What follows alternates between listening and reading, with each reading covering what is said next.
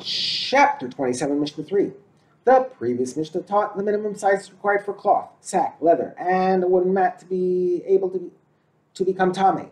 Cloth must measure at least 3 by 3 tefachim, sack 4 by 4, leather 5 by 5, and a wooden mat 6 by 6. Our Mishnah discusses the law of a piece of fabric that is made from two different types of material.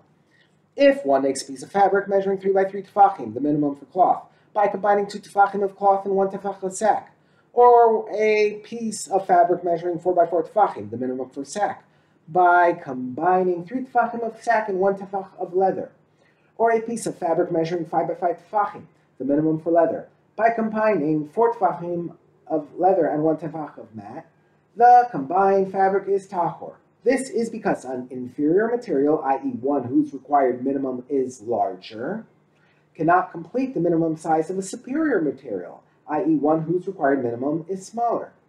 But if one makes a piece of fabric measuring 6 by 6 tefachim, the minimum for a wooden mat, by combining 5 tefachim of mat and 1 tefach of leather, or a piece of fabric measuring 5 by 5 tefachim, the minimum for leather, by combining 4 tefachim of leather and 1 tefach of sack, or a piece of fabric measuring 4 by 4 tefachim, the minimum for sack, by combining 3 tefachim of sack and 1 tefach of cloth, the combined fabric is tameh, because a superior material, i.e. one whose required minimum amount is smaller, can make up the minimum size of an inferior material, i.e. one whose required minimum is larger.